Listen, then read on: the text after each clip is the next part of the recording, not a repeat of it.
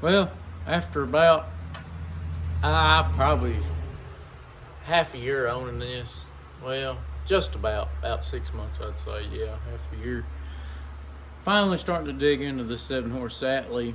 Just took off the head, and I haven't touched it since I got it. So I ain't even.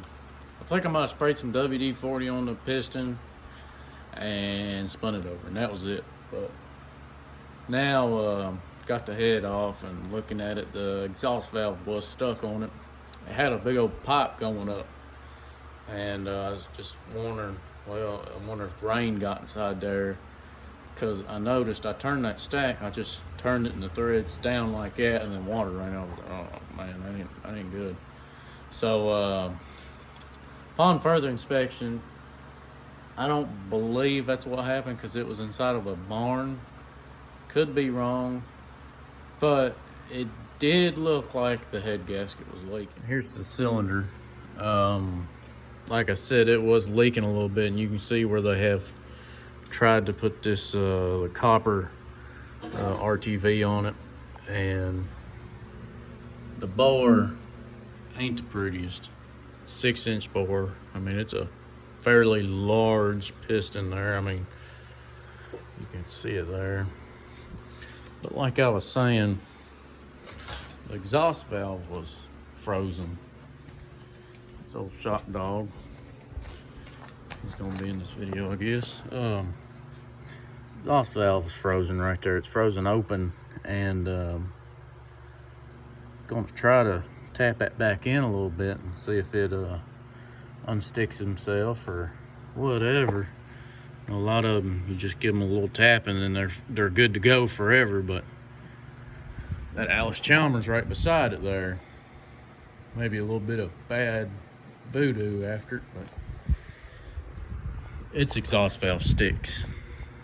If you let it sit for a day time, it'll stick, and it'll run good all day. I mean, you can start it up however many days you want to, but it'll still stick after that. And you just take off the head, pop it down, it's good for another day. But yeah, there's the head there, a little dirt dauber or wasp or something inside of it.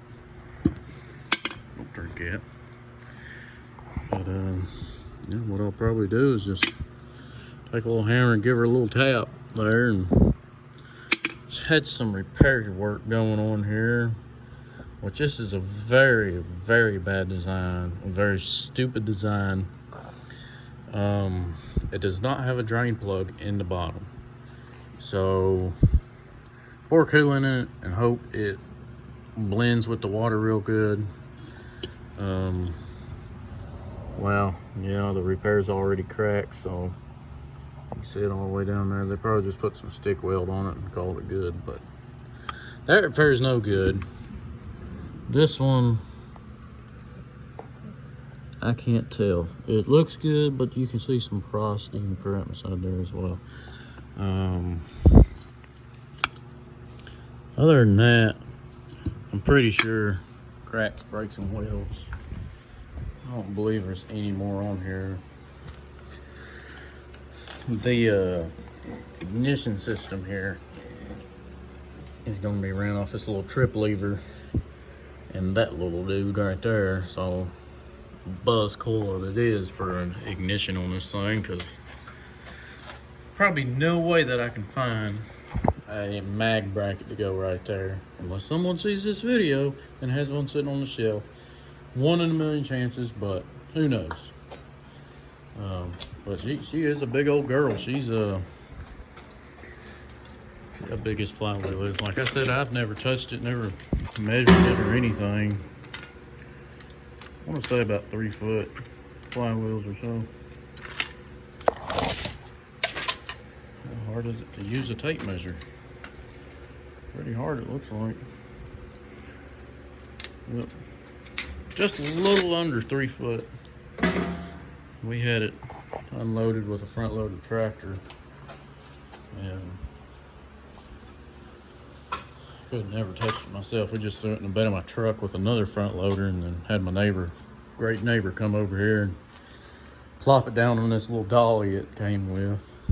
But thankfully It did have coolant inside there. It has yellow coolant inside there. I don't know where in the world they got yellow coolant from, but it worked.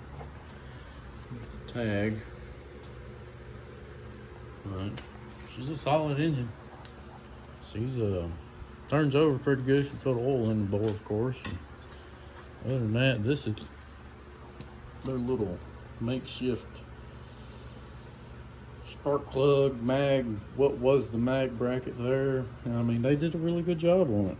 I mean, I gotta say, they could have made it look more original, but hey, it works. And I mean, it's thick. And this right here was the mixer. I just broke this thing off, which it looked like it was broken off for a while because the threads right, or the brake right there is dirty. So it tells me it's been broken for a while, and then I just kind of finished it off up here when I just barely picked up on it when I got the head off, and I was like, oh, well, that's no good. And this is such a neat idea what they came up with. But this is just the intake port right here. And with most engines, when you're not working with them, you gotta choke them. Well, that's about how much you choke them.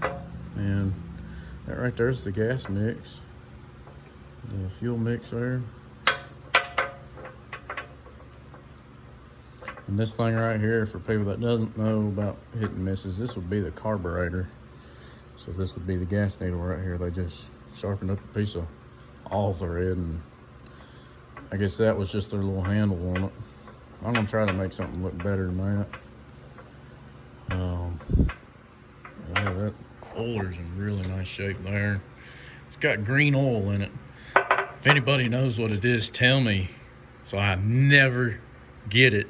But this thing came with this green oil inside of here, thick as ever, and it smells exactly like crayons. Yes, you heard me right. It sounds exactly like, or it smells exactly like crayons. But yeah, it's got the pulley on there. Pretty nice big engine, or medium-sized engine. It ain't no oil-filled engine or anything like that, but definitely a nice piece of work. Also, if anybody has pictures on one of these, has one, whatever, I always say this in my videos, but if you have another one of these, this is the only one I've seen on the internet. I've seen one similar to it on the internet, but it had a different head on it. So there's the head on it, and of course that right there was upwards. Yeah, there she is. Let me know what you think here.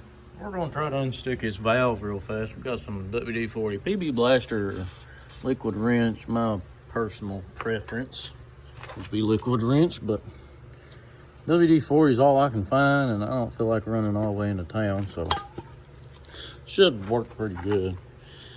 And on a valve like this, you can, I mean, you'd probably move it before you break it, so it probably wouldn't be that big of a deal. I can see it moving already. Yeah, it went close, so ideal way to do this is put it inside of like a press or something. Make sure you hit it dead on every time. Just work it back and forth like that.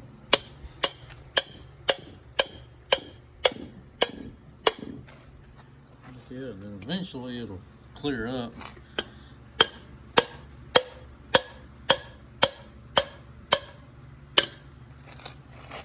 You might need to take the valve completely out and take some sandpaper to the stem there and smooth it down a little bit. It seems to be working just fine. Getting easier and easier.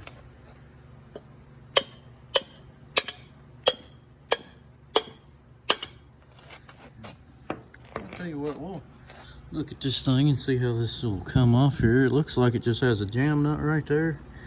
Get a valve spring compressor, loosen that jam nut right there, and maybe that's what's holding it on there. Or looks like we got a bolt right there, a flathead bolt. That's holding it on there. I don't know. Yeah, I might keep beating it. I don't know. That looks like a big giant pain right there. Yep. I don't know. We can try. Get a flathead screwdriver after it and see what happens. Well, I beat on it just a little bit more, and that is definitely not a flathead bolt, but it is actually the stem of the valve, and I got this off of it. So pulled the spring off, and now this thing, of course, where I tightened it up to get that thing off, it's now stuck on the shaft. So let's try some little electric power here. There we go. Anything that just spins and spins and spins, just take your impact after. There you go. God gave us electric for a reason. So gently tap it out. And now, that's a heck of a valve right there compared to the hammer. Good God. Yeah, so that's out there. As you can tell, it's got a lot of dang carbon and crap on it. And I'm sure if we just was to clean that off, clean that carbon off there, it'd be good as new.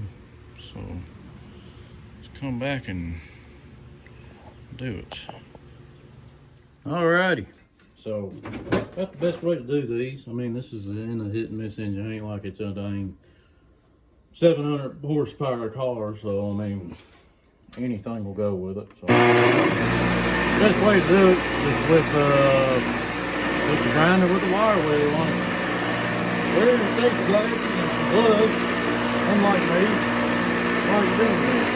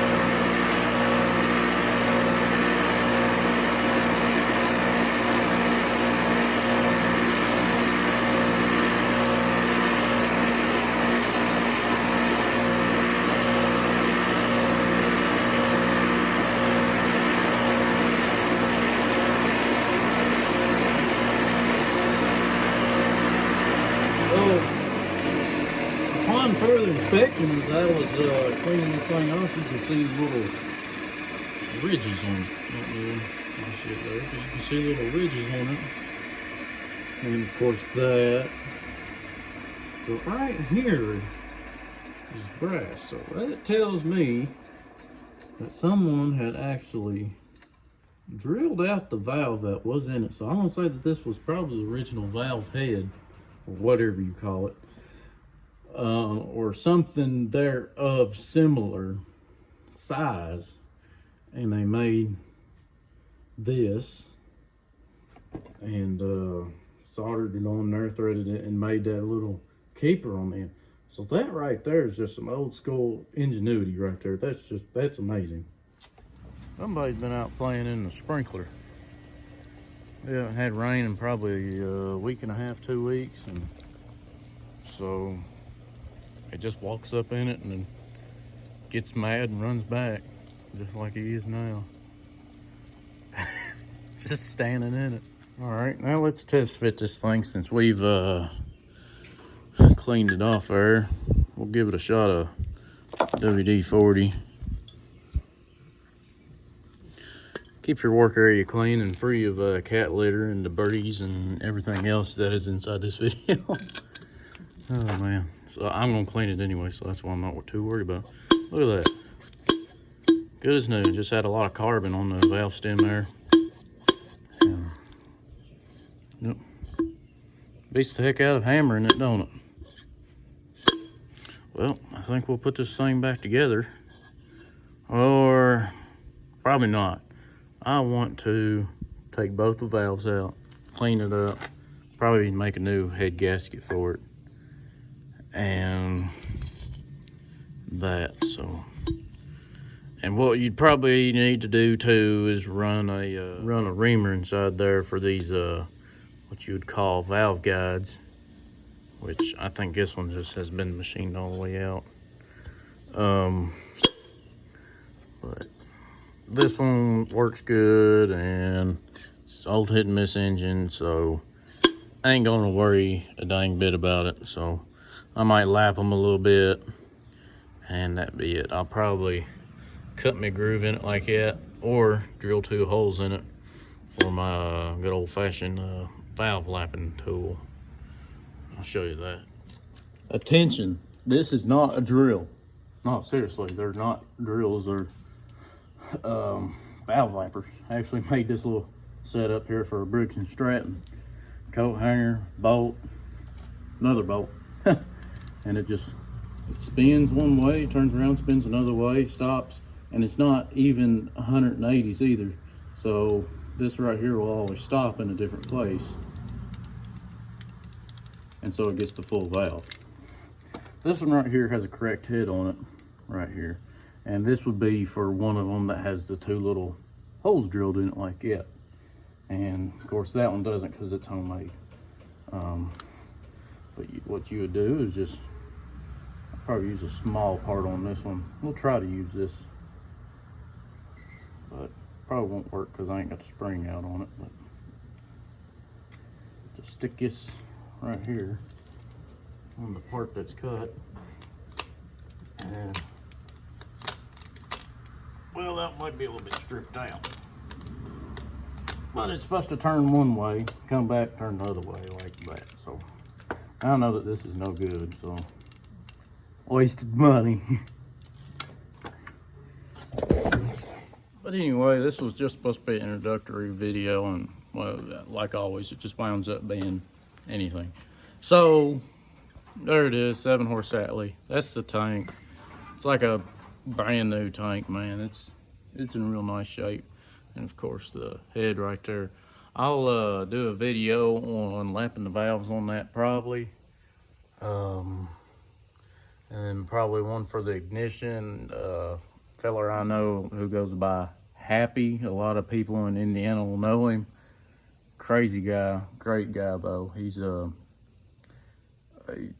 he's a little bit smarter than what he looks, so let's just leave it at that. But he does a lot of this old engine stuff, and he gave me a diagram how to make a makeshift buzz coil pretty much. So we'll make one of them, and probably make a head gasket. I might do a video on that, and try to keep this a series. And of course there's the Jacobson thing, and yeah, so hopefully we can make a series off the 2. Of course, all that other stuff in the back of there, I mean, it's just all kinds of crap. And stories along the way, I guess, and little stuff, big stuff, and like a fan right there goes through all my videos, and I'll tell the story eventually on it. It's, God, some weird people, dude. Well, anyways, appreciate you watching. Check back with me.